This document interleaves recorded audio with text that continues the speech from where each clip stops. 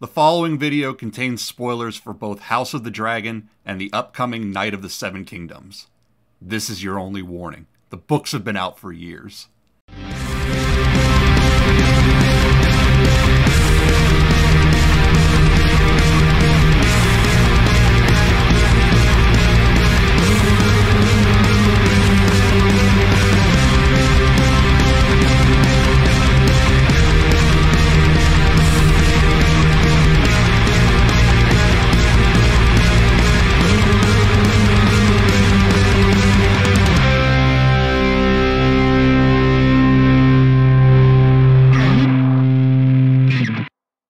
History doesn't always repeat in A Song of Ice and Fire, but it certainly does rhyme. This can be through events, settings, and characters. Two characters who seem very different on the surface, and yet are actually very similar in personality, are also two of the most magnificent bastards created by author George R.R. Martin. The Rogue Prince, Daemon Targaryen, and his great-grandson, the bastard-born Lord, Brynden Rivers. For starters, both characters are the commanders of a watch. Daemon Targaryen is the commander of the City Watch and is the man responsible for giving them their signature nickname, the Gold Cloaks. Daemon took command of a ragtag group of men and outfitted them with cloak, short sword, and cudgel, amassing a squad of 2,000 armed men loyal to him in his time as commander. During the Dance of the Dragons, while officers of the City Watch were loyal to Alicent Hightower, the rank-and-file members remain loyal to Daemon. This plays out in Daemon's favor in House of the Dragon, where one such member, a man known only as Blood, still shows loyalty to the Rogue Prince and disdain for the ruling Hightowers. In the book Fire and Blood, Sir Luther Largent, a low-born knight, rises to the level of commander and personally kills his second-in-command, Sir Gawain Hightower, son of Otto Hightower and brother of Queen Alicent. Luthor and his remaining City Watch members then turn on the Greens, helping to take the city during the fall of King's Landing. In Luther Largent's words, "Daemon gave us these cloaks, and they're gold no matter how you turn them." Similar to this, Lord Brynden Rivers has his own loyal following of personal troops known as the Raven's Teeth. They fight with him during the First Blackfyre Rebellion, helping the man who would become known as Bloodraven take the Weeping Ridge and raining arrows down on Daemon Blackfyre and his twin sons, Aegon and Aemon. 300 of them accompany Bloodraven when he arrives at White Walls to put down the Second Blackfyre Rebellion. And when Bloodraven is sent to the Wall, many members choose to take the Black with him. This influx of numbers loyal to Bloodraven into the Night's Watch would no doubt play a role in landing him the position of Lord Commander, a position he would hold for 13 years before disappearing and arranging beyond the Wall. Both Daemon and Bloodraven are able to command respect and loyalty from these personal followings, even after both being sent into exile. As has already been noted, many of the Raven's Teeth choose to accompany Bloodraven to the Wall. Daemon personally made the Gold Cloaks, and was able to muster forces of his own alongside Corlys Velaryon for their war in the Stepstones. All this, even after losing his position as commander, and after being exiled by his brother, King Viserys. In Fire and Blood, Daemon is exiled for having supposedly seduced his niece Rhaenyra, choosing to return to Bloodstone to continue his war efforts. Both Daemon and Bloodraven would wield the second Targaryen ancestral sword, Dark Sister. Daemon Targaryen was knighted at age 16 by his grandfather, King Jaehaerys, and was personally awarded the sword by the king himself. It is unknown when exactly Bloodraven was knighted or given Dark Sister, but it should be noted that his older half-brother Daemon Waters had been knighted at age 12 by their father, King Aegon IV, the Unworthy, in 182 AC, making him the youngest known person to ever be knighted in Westerosi history. Aegon would then bestow the Blade Blackfyre upon the boy, officially acknowledging him as his son, and allowing him to take on the sword's name for his own. 2 years later, Aegon the Unworthy would die, but not before declaring all of his bastard children legitimate on his deathbed. Bloodraven would have been only 9 years old at his father's death, making it highly unlikely that the king would have gifted Dark Sister to him. By 205, however, Bloodraven is seen by a young Duncan the Tall riding with Dark Sister at his hip through the Street of Steel with his raven's teeth. Based on the timeline, this would mean that Bloodraven was most likely gifted the sword by another of his older half-brothers, King Daeron II, Daeron the Good, and may have also been knighted by the king himself. If true, this means both Daemon and Bloodraven would have been personally knighted and gifted the sword by the kings of their time. Both Daemon and Bloodraven take Lyseni women of dark repute for their paramours. For Daemon, it is Lady Mysaria, the White Worm, Lady Misery, the unofficial Mistress of Whisperers to Queen Rhaenyra Targaryen. For Bloodraven, it is his half-sister Shiera Seastar, the daughter of the Unworthy's ninth and final mistress, Sarenai of Lys. It is notable that both mother and daughter alike were said to practice the dark arts in order to retain their youth and beauty, a claim that is made against another witchy woman, one Alice Rivers. While Daemon's contact with Alice is not touched upon much in Fire and Blood, the House of the Dragon TV show seems to be playing their interactions up even more, leading even more parallels to his great-grandson when it comes to women. Bloodraven, for his part, also seems to have a professional relationship with Lady Danelle Lothston of Harrenhal. Mad Dany is also said to have bathed in blood and practiced the dark arts much like Shiera and Alice, and she rides out with Bloodraven to White Walls during the Second Blackfyre Rebellion. For more info on that, check out my History of House Lothston video, linked in the video info. Both Bloodraven and Daemon would fight duels over women they claim to love. Absent from House of the Dragon is a duel fought between Daemon and the son of the Sea Lord of Braavos. This unnamed son had been betrothed to Lady Laena Velaryon, but had squandered his father's fortune, leaving him a pander, essentially freeloading at Driftmark. Daemon would make ridicule of the Braavosi until he felt he had no choice but to defend what little honor he had, and was made quick work of by the rogue prince's Valyrian steel sword. Bloodraven, in turn, would fight his hated half-brother and bitter rival Aegor Rivers, nicknamed Bittersteel, over the love of Shiera Seastar. This sibling rivalry, an extension of the ancient Blackwood-Bracken feud, would lead to the bastards dueling on at least 2 separate occasions, during the First and Third Blackfyre Rebellions respectively. This first duel would result in the loss of Bloodraven's eye. While no definitive source states so, it is possible, and would just be really cool, that this duel was fought with Dark Sister against Blackfyre. During the First Rebellion, it is Bittersteel who rallies the remaining Blackfyre forces after the deaths of Aemon and his sons, and it is he who recovers the Sacred Blade before the battle's end. Such a duel would also link Bloodraven back to another of his inspirations, Elric of Melniboné, who would duel his hated cousin Yrkun over the love of Cimmeril. Blackfyre and Dark Sister in this sense would mirror the swords Mournblade and Stormbringer respectively. But that is a tale for another day. Daemon and Bloodraven both display a surprisingly similar sense of humor.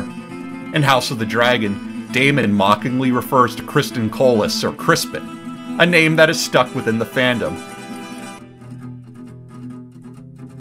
And his interactions with Sir Simon Strong, when he talks of taking the Iron Throne, are filled with a sarcastic wit. We march on King's Landing and take the throne.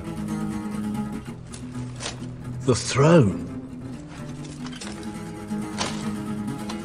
It's a big chair, made of swords.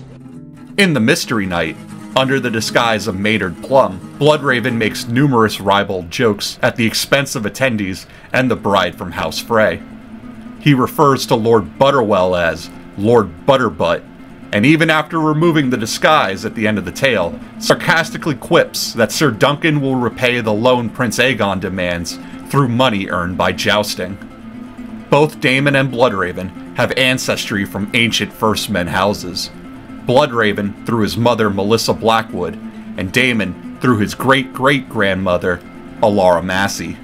While this may make Daemon's First Man bloodline seem distant, 2 generations of incest mean that Daemon still has 1/4 Massey blood. This mirrors Daenerys Targaryen, who, due to 2 generations of incest, still retains a fair amount of Blackwood and Dane blood. And when I say ancient, I mean ancient. Both House Massey and House Blackwood trace their ancestry back to the Age of Heroes. They are so ancient that both have entire geographic areas named for them. Massey's Hook in what is now the Crownlands, where Massey's seat of Stonedance is located, and Blackwood Vale in the Riverlands, where Raventree Hall stands. Both houses' sigils make use of very important symbols, either in story or in the real world. House Blackwood's sigil incorporates a weirwood and a circle of ravens, while House Massey's sigil of 3 spirals, colored red, green, and blue, correspond to the trident and use the real-world symbol of a triskelion. The triskelion is a symbol that dates back to the Neolithic and Bronze Ages, making it one of the most ancient symbols in human history. Through the millennia, this symbol has gained numerous different meanings, representing land, sky, and sea, birth, life, and death, and triple goddess imagery of the mother, maiden, and wise old woman. For A Song of Ice and Fire, this would be the mother, maiden, and crone in the Faith of the Seven. The triskelion may also allude to House Massey's rise as first-man kings in their own right. Then, as vassals to the Andals, after siding with the warlord Togarian Bar-Emin early in the Andal invasion. And finally, as one of the very first declarants for Aegon the Conqueror. This early support for Aegon resulted in House Massey being raised as one of the very first lords in the newly created Crownlands after the conquest. The point I'm trying to make here is, you don't get a sigil like this, using an ancient world symbol and one that incorporates something as important as the trident, for no good reason. Not in this story, not with George Riz Martin at the helm. The biggest similarity between Daemon and Bloodraven is the way they wield power, both using the authority of the crown without ever actually wearing it themselves. Daemon does this through his role as king consort, a point hammered home even further by House of the Dragon, where he demands to be referred to as Your Grace. While Bloodraven serves as hand of the king for King Aerys I and Maekar. In the case of Aerys, Bloodraven essentially rules in all but name, as the king himself showed no interest in governance, instead preferring to read books and scrolls in his royal chambers. Both Daemon and Bloodraven will use this authority to carry out personal ambitions and settle personal scores, while also framing them as interests to the crown. Daemon's killing of Vaemon Valerion, the hiring of Blood and Cheese, his taking of Harrenhal, and later his abandonment of it to aid in the fall of King's Landing, all serve as points of Daemon advancing the cause of his and his queen's side without proper or direct order being given by said queen. One of Daemon's greatest, but also kindest acts of defiance would be in his response to Nettles after the betrayals of Hugh the Hammer and Ulf the White. While Rhaenyra would demand that Nettles' head be delivered to her by Manfred Mooten, Lord of Maidenpool, this action, supposedly spurred on by the whispers of the White Worm, Lord Mooten would ignore the order, while his maester would inform Daemon of the Queen's demand. Daemon would refer to it as a queen's words, a whore's work, and would part ways with Nettles, with the young Dragonseed escaping towards the Bay of Crabs, and Daemon returning to Harrenhal.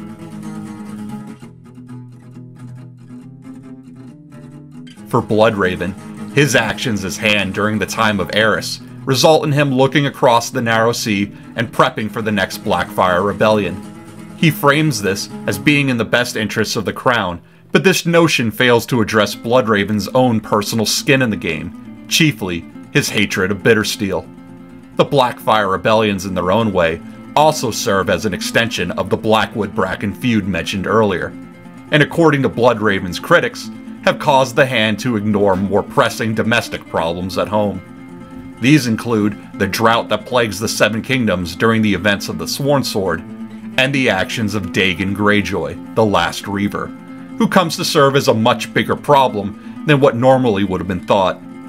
In the Mystery Knight, Bloodraven, still in the guise of Maynard Plum, suggests that Sir Duncan and Egg head north to Winterfell as Lord Beric Stark is gathering swords to fight Dagon and the Ironborn. This line shows that Bloodraven is fully aware of Dagon and the threat he poses, and yet he has left the North, the Westerlands, and the Reach to fend for themselves, while he places his attention on the Blackfires. Actions that I believe may serve as a plot point to the as-of-yet written She-Wolves of Winterfell, but alas, that is also another story for another day. On the surface, Daemon seems to be the more headstrong, petulant, and brash of the two. However, given Bloodraven's overwhelming interest in the Blackfire rebellions, I would argue that he displays the same selfishness in his younger days, but is simply better at covering them up.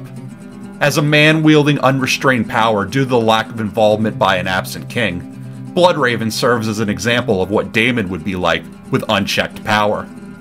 While Daemon would not enjoy such unchecked freedoms under Queen Rhaenyra, a woman who was very interested in the governance of the realm, he does serve as an example of what Bloodraven would be like had the Targaryen bastard lived during a time in which he may have been able to claim an actual dragon.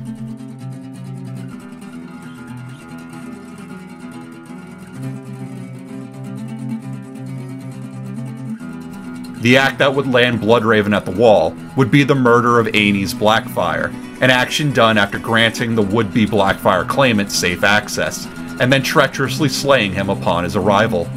Bloodraven, as Hand of the King to Maekar, would have been the highest authority during the transitional period between the king's death and the ascension of his son Aegon V, and so he may have deemed his actions as non-treasonous, but this view would not be shared by the newly raised king.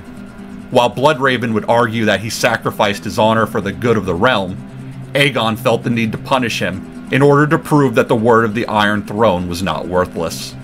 While originally sentenced to death, Bloodraven was allowed to take the Black, an action that, while seen as punishment, more than likely served both Bloodraven and Aegon's best interests. Bloodraven's 13 years spent as the Lord Commander of the Night's Watch echoed the 13 days Daemon would spend at Harrenhal, waiting on the arrival of Aemond One-Eye, and the 13 slashes he would leave in the cursed castle's great weirwood tree. Slashes that the lords of Harrenhal thereafter claimed bleed fresh with red sap every spring. Bloodraven would eventually disappear in a ranging beyond the wall, sometime in his 70s. We readers would come to learn that he did not die, but instead, through unknown means, came into contact with the Children of the Forest, and has spent the last 50 or so odd years hooked up to the underground root system of a weirwood. Bloodraven now gives the impression of a wise old wizard, having spent years looking through the trees at past, present, and future. He displays a maturity and understanding not seen in the likes of Prince Daemon Targaryen, but at age 125 now, and having had 5 decades to reflect on his past actions, one would hope that he would have matured at least a little. For Daemon Targaryen, such growth had not been possible. Daemon's story would end when he was in his mid to late 40s, fighting above the God's Eye Lake in an epic clash between dragons, himself and his Mount Caraxes, facing off against Aemond One-Eye and the mighty Vhagar, largest and oldest living dragon during the dance. Or, that is what Fire and Blood would have us believe. While the remains of Caraxes and Vhagar would surface, and Aemond's skeletal remains would be recovered upon a dredging of the lake, the sword Dark Sister still plunged through his eye socket. Daemon's body was never found. As in any story, the lack of a body always leaves room for a sequel. Did Daemon die after leaping from his dragon? Did he drown after landing in the lake or perish upon impact? Or was he able to make his way back to shore before his final moments? In House of the Dragon, the setup of Daemon in front of the weirwood, along with Alice River's cryptic words, "You will die in this place," have left this theorist with the impression that Daemon's final moments will come in that exact spot in front of the tree, rather than just Harrenhal in general. But that, of course, is a story for another existing video. Yes, this video has been made as part of a collaboration with the wonderful Grey Area, a companion piece to her theory regarding Daemon's story post-dance, possibly as the Three-Eyed Crow during the time before Bloodraven. Links to her channel and the newest video in her theory can be found in the video info below. If you would like to hear more about Bloodraven during his younger days, consider checking out the live readings and analysis I did of the Mystery Night with David Lightbringer.